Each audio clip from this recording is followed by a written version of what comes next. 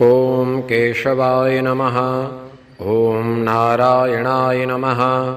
ॐ माधवाय नमः। ॐ गोविन्दाय नमः। ॐ विष्णवे नमः। ॐ मधुसूदनाय नमः। ॐ त्रिविक्रमाय नमः।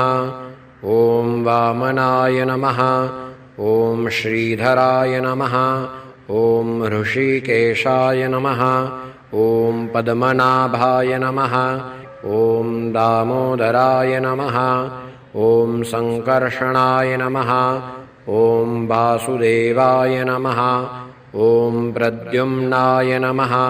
ॐ अनिरुद्धाय नमः। ॐ पुरुषोत्तमाय नमः। ॐ अधोक्षजाय नमः। ॐ नारसिंहाय नमः।